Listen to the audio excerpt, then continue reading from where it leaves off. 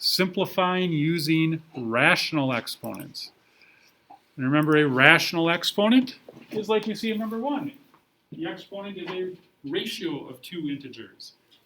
So first, you're asked in number 1 to rewrite it in radical form. So with a radical, the 9 is the radicand, that's the base of the exponent, and the 2 is the root. So you could either leave it as square root of 9 to the 3rd power, or you could put the 2 here if you'd like. But when we don't have the 2 written, we assume it's a square root. And then you could multiply 9 times 9 times 9, which is 729. But you can calculate that because you can do these in any order. So I would probably do the square root of 9 first, which is 3, and then raise 3 to the 3rd power, and you get 27. And 27 is the square root of 729. 27 times 27 is that. So this is our answer. Actually, that's probably what I'm looking for, just rewriting it in radical form, and then this is our answer after we simplify it. The second one, we're going the other way. We are converting it from radical form to rational exponent form. So the base is 10, it's raised to the 4th power, and we're taking the 9th root. So the 9 has to be in the denominator. That's as simple as it gets there for number 2. Number 3, we're asked to rewrite in simplest radical form. So we've done this actually in the past. One thing you can do, one rule is you have to have the smallest possible number underneath the radical. So you're looking for a perfect square that goes into 18. And 9 is a perfect square. And 9 times 2 is 18. So I can rewrite the square root of 18 as the square root of 9 times square root of 2. And the 9, square root of 9 becomes 3. So that takes care of that first rule. But then the second rule says we can't leave a radical in the denominator. So we have to do what's called rationalize the denominator. And what I'm going to do in red here is I'm going to multiply by a special form of 1. And I'm going to do the square root of 2 over square root of 2. That's equal to 1. Multiplying by 1 doesn't change its value. But what it does is this part on the bottom, square root of 2 times square root of 2, is square root of 4, which is 2. So I really end up with 5 times square root of 2 over 3 times 2, which is 6. So it's 6 times the square root of 2. So you can't leave a radical in the denominator. And then number 4, we're actually dealing with some letters or variables as well. You can use the property of exponents that says you can give both of those their own 5th root. And the 5th root of 243 is 3, because 3 times 3 times 3 times 3 times 3 is 243. If you didn't know that, you could use a calculator and raise 243 to the 1/5 power. You have to put 1/5 in parentheses if you do that. You could also change the y to the 15th to the 5th root as a rational exponent, and you see that it's 15/5, which reduces to y cubed. So the simplest way to write that in number 4 is 3y cubed.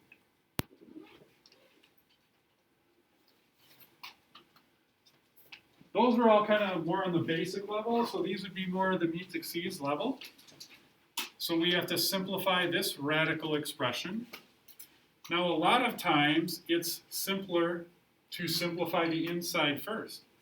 And in this case, what I can do is I can take the exponents with the y's, and since those powers are being divided, I can subtract those.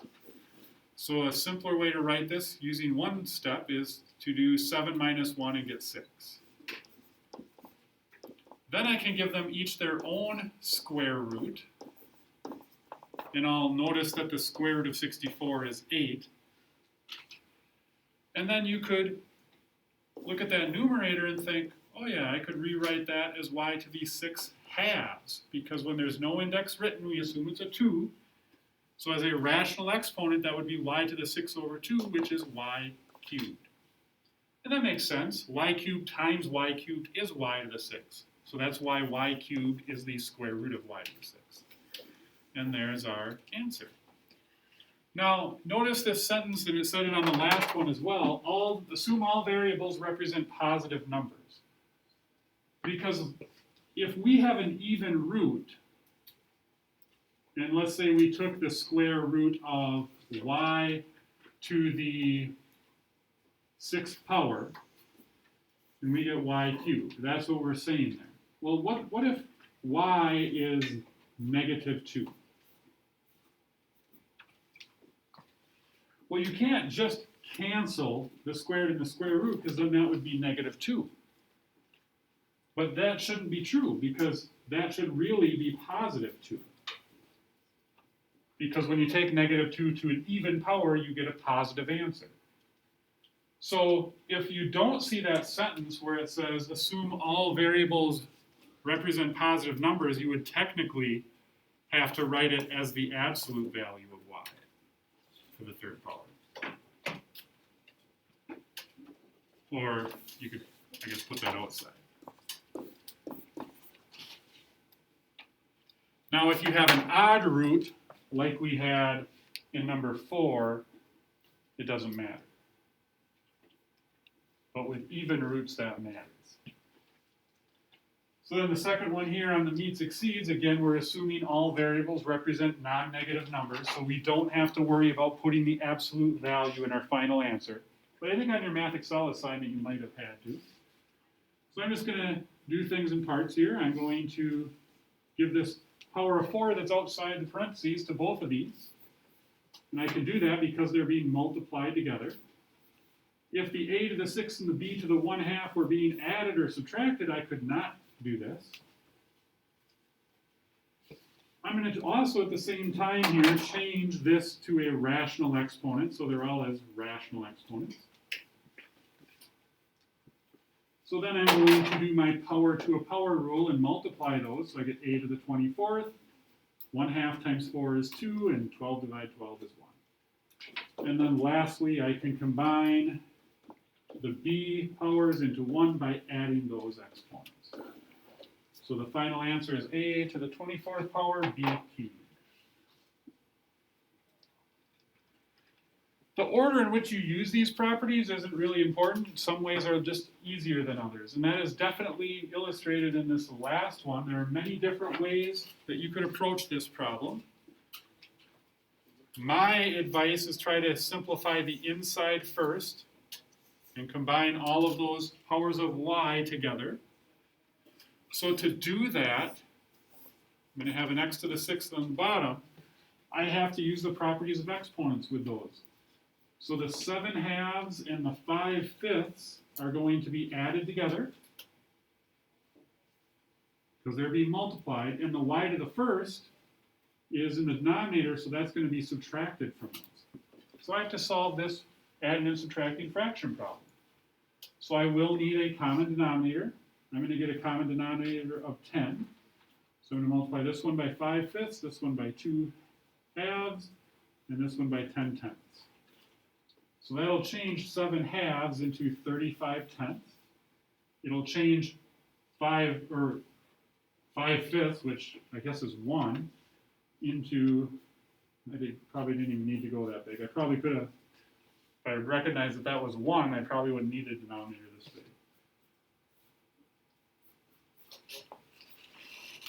So 5/2 is the same as 10/10. 1 is the same as 10/10. So I'm adding 10/10, subtracting 10/10, so I'm basically left with 35/10, which is just 7/2 reduced.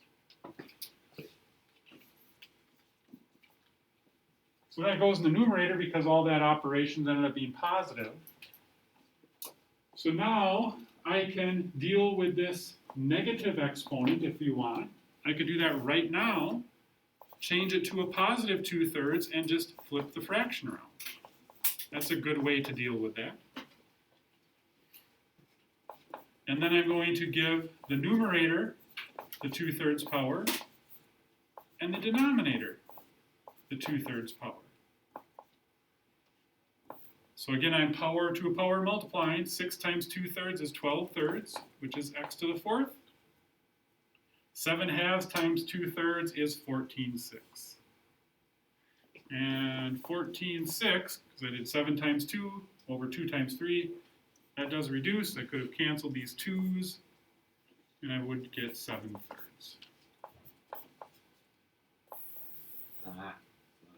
That is the answer in rational exponents. Now for the extra credit, you need to write that in simplest radical form. X to the 4th is all good. The y, though, 7/3 as a mixed number is 2 1/3. 3 goes into 7 2 whole times with a remainder of 1. So I could rewrite y to the 7/3 as y squared times y to the 1/3. That's a way to express y to the 2 1/3. So to rationalize the denominator, because remember, technically this is the cubed root of y. I can't have a radical in the denominator. So what I'm going to do is I'm going to multiply this by a special form of 1 to make that a whole. And to do that, I'm going to multiply by y to the 2/3 power, because 2/3 and 1/3 make a whole. But of course I have to multiply the top by the same thing, y to the 2/3 power. So on the bottom, I'll have, if I add all these together, 2 plus 1/3 plus 2/3 is 2 plus 3/3, which is 3.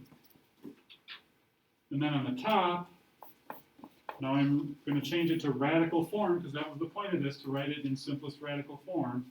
It's the cube root of y squared. So now there's no longer a radical in the denominator.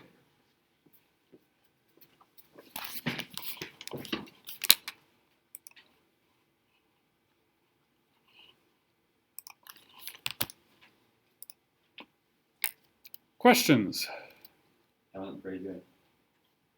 You get them all?